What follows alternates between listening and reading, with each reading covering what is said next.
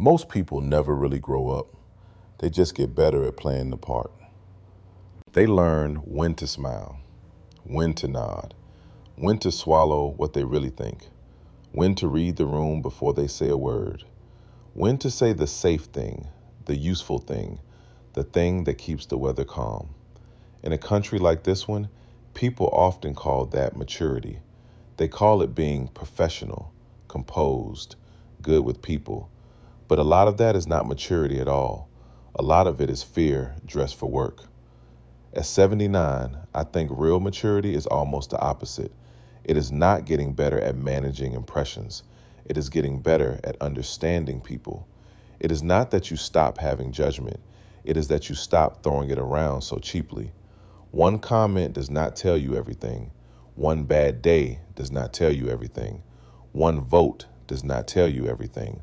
One headline sure as hell does not tell you everything. When you're young, quick judgments feel like strength. This one's good, that one's bad. This one's smart, that one's a fool. This one's with me, that one's against me. It makes the world feel neat, and neat feels powerful. But neat is usually a lie. Human beings are messier than that. Growing up starts the day you finally admit it. For years, I confused self-protection with wisdom. I thought maturity meant being hard to fool, hard to embarrass, hard to read. I thought it meant knowing how to size people up before they had the chance to size me up. I thought that made me a man. It didn't. It just made me defended.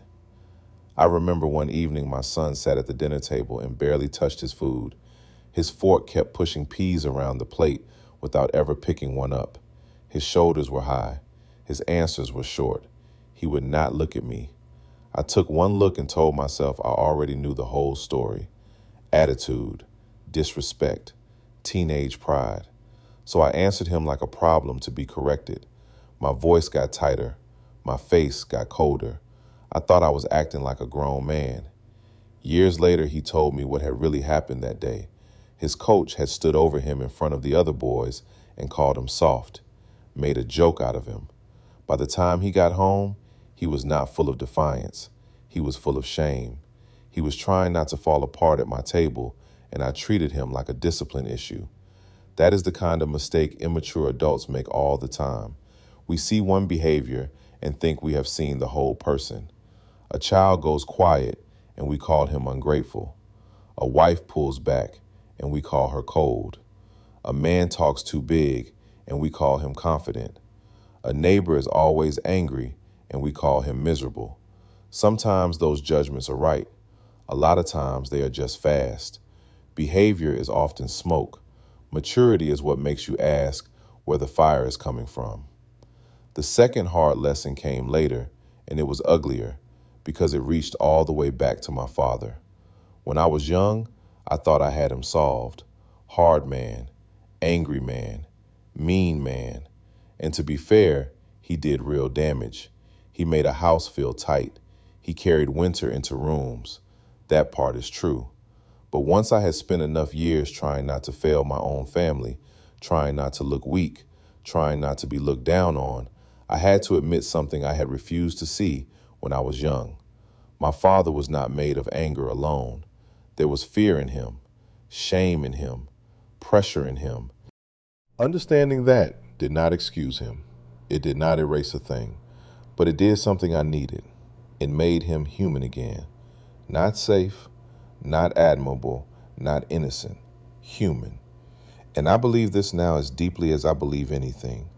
You have not fully grown up until even the people you resent begin to turn back into human beings in your eyes.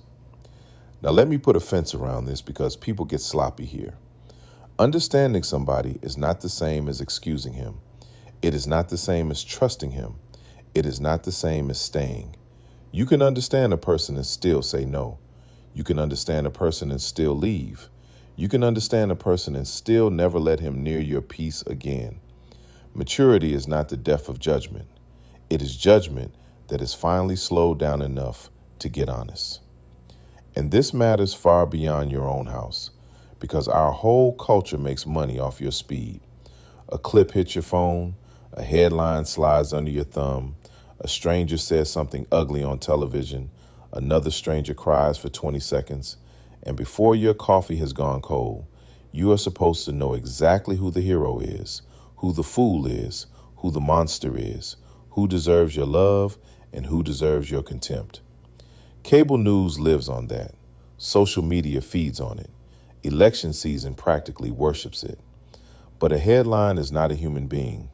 A clip is not a human being. A slogan is not a human being.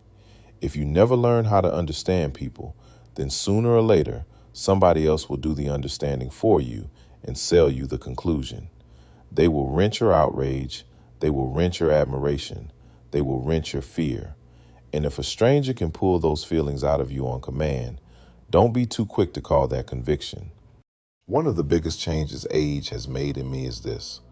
I am much less impressed by certainty. Young people think maturity means having the answer fast. I don't anymore. Sometimes the most adult sentence in the world is, I don't know enough yet. I need to hear more. I need to see more. I need to know what happened before I decide who this person is. That pause may not look powerful on television.